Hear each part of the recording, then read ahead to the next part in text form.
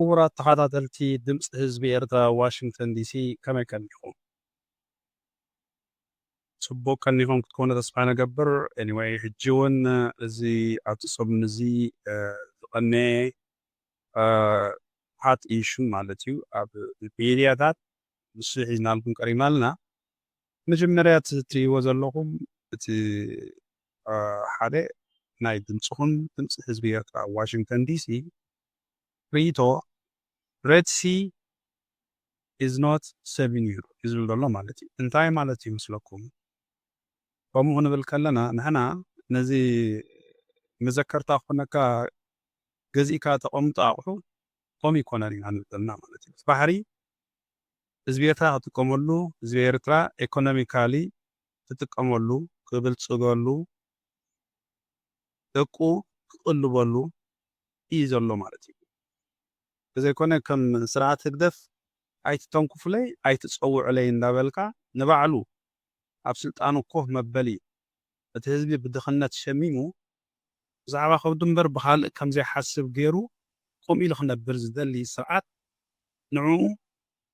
ንዕኡ ጥራይ ክሰርሓሉ ዝኽእል ማለት እዩ። ከም ሴሚኒር ኣቐሚጡ ኣብቲ ናቱ እቲ ብዳስቲ ኮንስቲቱሽን ብዳስቲ ከዲንዎ ዘሎ ኣብኡ ኣቐሚጡ ከምኡ ኢሉ ክነብር ዝደሊ ስርዓት እዩ ንሱ ዝሰርሕ ማለት እዩ።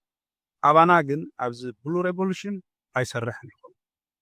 ድምፅኹም ድምፂ ህዝቢ ኤርትራ ባሕሪ እንተዳ ኢኮኖሚካል ቤነፊት ከምፃልና ዘይክእል እንተኮይኑ እቲ ግዙፍ ናይ ኢትዮጵያ ህዝቢ ክጥቀመሉ ዘይክእል እንተደኣ ኮይኑ ትርጉም የብሉን ንዓና ማለት እዩ። እንዲያም ንሕና ኢና ለሚና ንዑ ባሕርና ተጠቀምሉ ኢልና ነቲ ሰፊሕ ህዝቢ ኢትዮጵያ ክነምፅኦ ዘለና ማለት እዩ። እዚ ተቢዑ ዝብል ተሳኢኑ ፀኒሑ ማለት እዩ። ሕጂ ግን እቲ ብሉ ሬቮሉሽን ብምምፅኡ ሓደ እቲ ስርዓት ህግደፍ በቲ ግዕዜ ኣካይዱ ካብ ነቲ ሰጊግዎ ኣባሪሩ ኣብ ወፃኢ ዲያስፖራ ዘንብሮ ህዝቢ ካብኦም እንዳኣከበ ዝገብሮ ዝነበረ ገንዘብ ንታሕቲ ለጠቕ ክሳብ ዝብል ዝገብሮ እቲ ብሉ ሬቮሉሽን እዩ ነይሩ ማለት እዩ። እቲ ብሉ ሙቭመንት እዩ ነይሩ።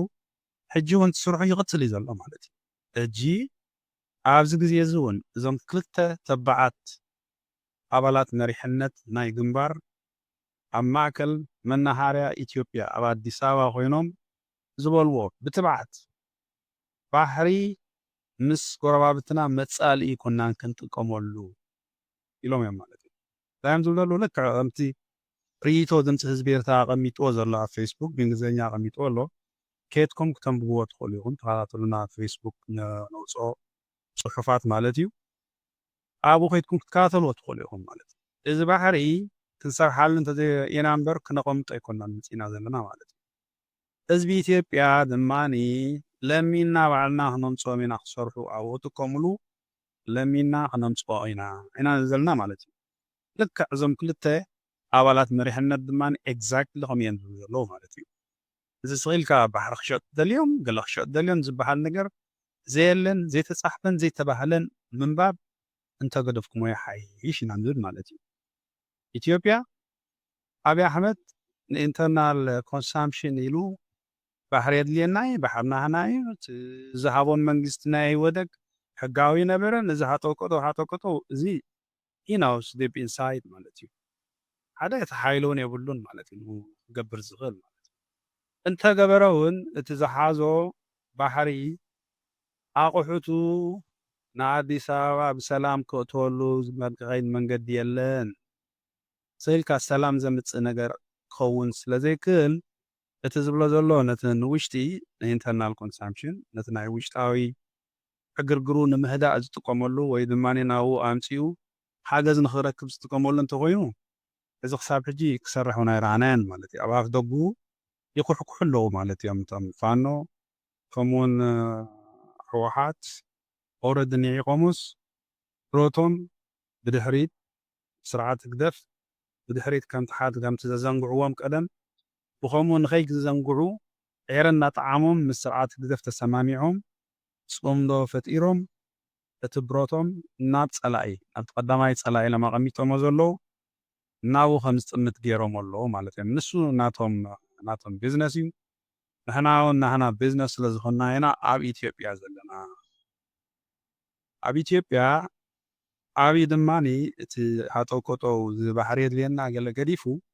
ነቲ ዘሎ ኣብኡ ዘሎ ህዝባዊ ማዕበል ነቲ ብሉ ሬቮሉሽን ልክዕ ከምቲ እስያስ ዝድግፎ ዘሎ ነቶም ኦፖዚሽን ናይ ኢትዮጵያ ከምኡ ክድግፎ እዩ ዝግብኦ ማለት እዩ ብዘይኮነ ባሕሪ ይረክብ ገለ ይረክብ ማለት እዩ ናይ ምጥቃምን ገለን ግን ንሕና ኢትዮጵያ እንተዘይተተኪሞምሉ ባሕሪ ኤርትራ ትርጉም የብሉን ኤርትራውያን ማለት እዩ ስለዚ ሰዓት ግደፍ ኣጥቂዒ እዩ ማለት እዩ ሰዓት ግደፍ ካብ ሎሚ ተካውን የብሉን ተካታት ዝኸውን የብሉን ማለት እዩ ተካ ወለዶ ክኾን ዝኽእል እቲ ብሉ ሬቮሉሽን ኣብቲ ሰማያዊ ማዕበል ዝመፅእ ዘሎ ንሱ እዩ ተካይ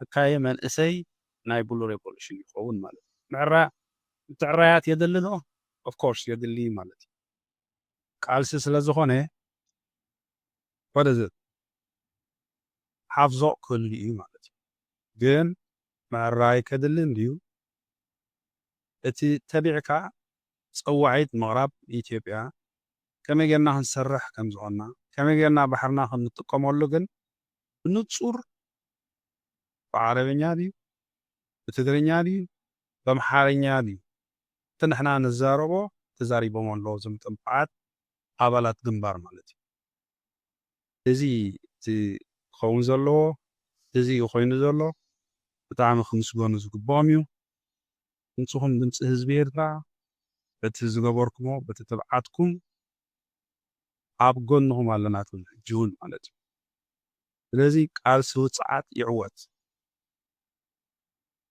thank you so much ድምፅኩም ድምፂ ህዝቢ ኤርትራ ብጣዕሚ ነመስግን ላይክ ሼር ሳብስክራይብ ምግባር ኣይተዕመቑ ወላ ሓደ ኮርስ ዝገብረኩም ነገር ስለዘየለ ድምፅኩም ልክዕ ከምቶም ተባዓት ኣባላት ግንባር ተቢዓ ትዛረብ ድምፂ ስለ ዝኾነት ደግፍዋ ኢና ንረኩም ዘለና ማለት እዩ ይቐኒየና ምስቲ ኣብቲ ዝቕፅል መደብ ክሳብ ንራኸብ thanks so much